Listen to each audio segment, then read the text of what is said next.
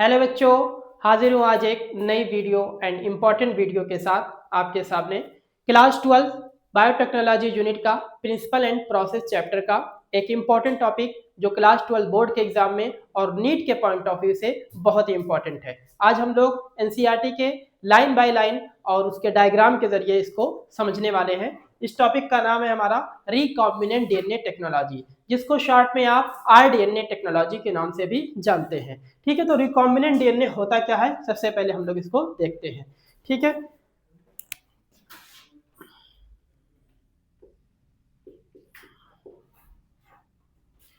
मान लो कोई आपके पास डिजायर्ड जीन है। ठीक है, कोई एक ऐसा जीन जिसमें कोई ऐसी प्रॉपर्टी है जो आप किसी और ऑर्गेनिज्म के अंदर ट्रांसफर करना चाहते हैं, तो उस जीन को हम लोग क्या बोलेंगे, डिजायर्ड जीन। ठीक है, उस डिजायर्ड जीन में हम लोग एक वेक्टर डीएनए ऐड करेंगे, वेक्टर डीएनए, या फिर जिसको हम लोग कहते हैं प्लाज्मिड। ठीक है, तो जो आपके पास बन के तैयार होगा, रेडी होगा, उसी को हम लोग कह देते हैं रिकॉम्बिनेंट डीएनए यानी आरडीएनए कह देते हैं। ठीक है, यानी डिजायर्ड जीन को जब हम लोग प्लाज्मिड, प्लाज्मिड किसे कहते हैं, बैक्टीरिया के पास दो टाइप का डीएनए होता है। ठीक है, एक तो उसका क्रोमोसोमल डीएनए होता है और एक कौन सा होता है, एक सर्कुलर डीएनए होता है, एक्स्ट्रा क्रोमोसोमल डीएनए होता है जो कि सर्कुलर शेप का होता है, जिसको हम लोग प्लाज्मिड कहते हैं या क्या कहते हैं, वेक्टर डीएनए। वेक्टर क्यों कहते हैं, क्योंकि ये डिजायर्ड जीन किसी और जीन को ले जाने के लिए वेक्टर का कैरियर का काम करता है। ठीक है, तो जब किसी प्लाज्मिड डीएनए से हम लोग डिजायर्ड जीन को ऐड कर देते हैं तो जो बनता है उसे क्या बोलते हैं, आरडीएनए यानी रिकॉम्बिनेंट डीएनए। ठीक है, अब जो है ये टेक्नोलॉजी कैसे होती है, इसको हम लोग डायग्राम के जरिए समझेंगे। आइए देखते हैं। मान लो हमारे पास कोई ऑर्गेनिज्म है और उसके पास जो है ये डबल स्ट्रैंडेड डीएनए है। ठीक है, तो इस डीएनए को हम लोग नाम देंगे क्या, एलियन डीएनए, बाहर से लिया गया, या फॉरेन डीएनए भी कह देंगे।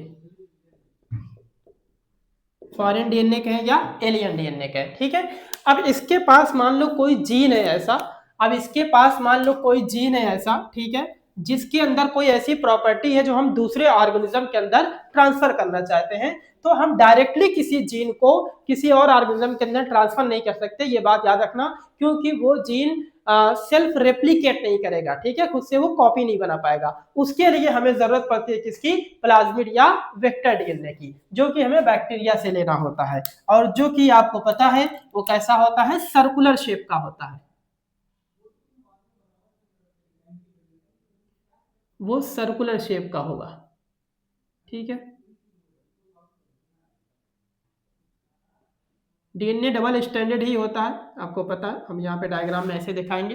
ठीक है, तो इसको हम लोग बोलने वाले हैं क्या, ये है आपका प्लाज्मिड, या क्या बोलते हैं, वेक्टर डीएनए।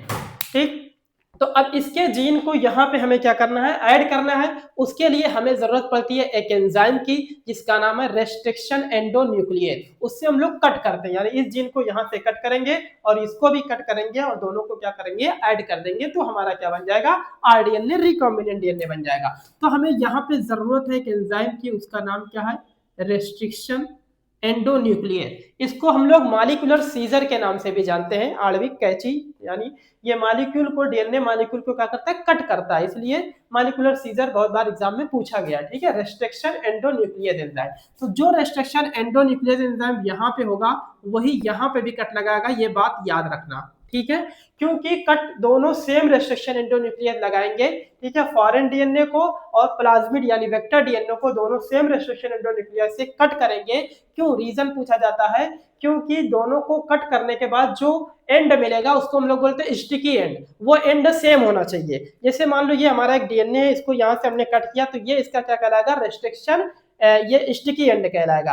अब इसको हमने कट कर लिया, मान लो इसको बीच से कट कर दिया, तो ये इसको इसमें ऐड नहीं कर पाएगा। ठीक है, स्टिकी एंड अलग अलग हो गए, डिफरेंट हो गए। लेकिन ये डीएनए है, इसको हमने यहाँ से कट किया, तो इसका और इसका दोनों का स्टिकी एंड क्या हो गया, सेम हो गया। अब इसके जीन को, ब्लू वाले जीन को रेड वाले में हम क्या कर सकते हैं बताओ, जोड़ सकते हैं। तो ये इसलिए स्टिकी एंड सेम होना चाहिए, इसलिए रेस्ट्रिक्शन एंडोन्यूक्लियस एंजाइम दोनों के लिए कटिंग के लिए क्या होता है, सेम होता है। 200 से ज्यादा ये एंजाइम जो है डिस्कवर किए जा चुके हैं, जो कि डीएनए को अलग अलग पार्ट से क्या करते हैं, रेस्ट्रिक्ट करते हैं, कट करते हैं। ठीक है, तो यहाँ पे अब हम देखेंगे, इसको कट करेंगे तो क्या मिलेगा हमको, देखना, इसको हम लोग कट करेंगे तो कुछ इस तरीके से हमको मिलेगा।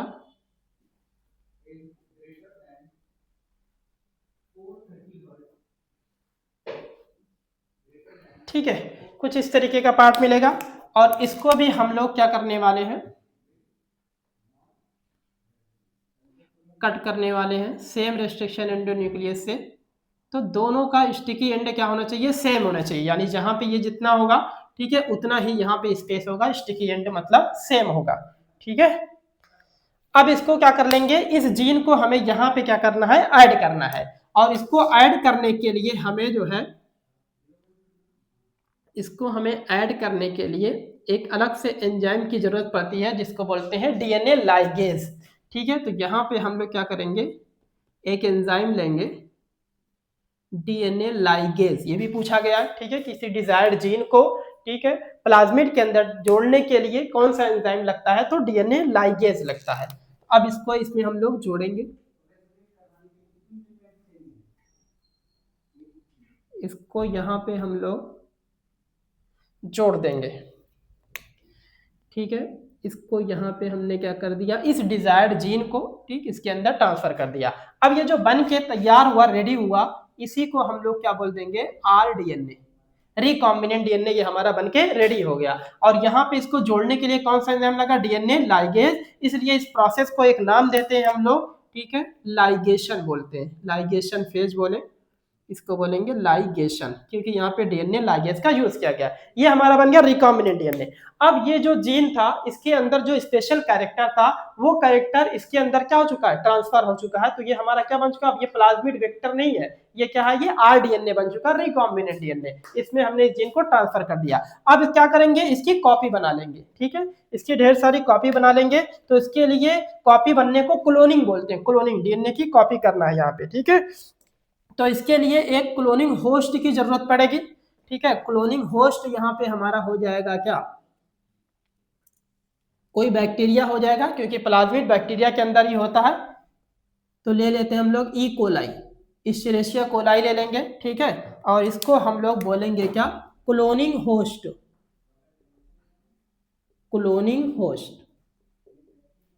ठीक है, अब इसके अंदर इसको आरडीएनए को हम लोग ट्रांसफर करने वाले हैं।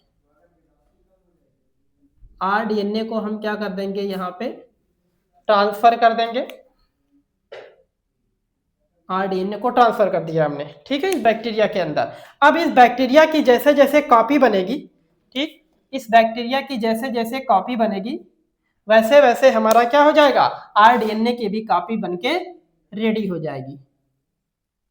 ठीक है, मान लो ये आपके पास 2 बैक्टीरिया है। ठीक, बैक्टीरिया 20 मिनट में कॉपी करेगा, तो आपके पास 2 रिकॉम्बिनेंट डीएनए बनके क्या हो जाएंगे, रेडी हो जाएंगे।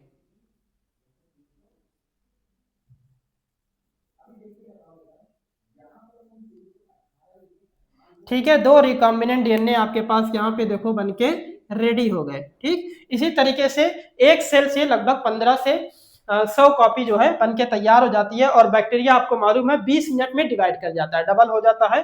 ठीक है, तो ये इस तरीके से आपका रिकॉम्बिनेंट डीएनए हो गया, और ये रिकॉम्बिनेंट डीएनए की कॉपी बना ली गई। अब ये जीन जो डिजायर्ड जीन था वो इसके अंदर ट्रांसफर हो चुका है। अब यहाँ से हम लोग रिकॉम्बिनेंट डीएनए को निकाल के जिस ऑर्गेनिज्म के अंदर ट्रांसफर करना चाहे उसे ट्रांसफर कर सकते हैं, या फिर इसकी क्या कर सकते हैं, इसका कोई प्रोडक्ट बनाना, इस जीन का इसकी जो प्रॉपर्टी है तो उसका प्रोडक्ट बना सकते हैं, और उसको हम लोग डेली लाइफ में क्या कर सकते हैं, यूज कर सकते हैं। ठीक है, तो इस छोटे से टॉपिक में इतना ही, मिलते हैं नेक्स्ट वीडियो में। Thank you.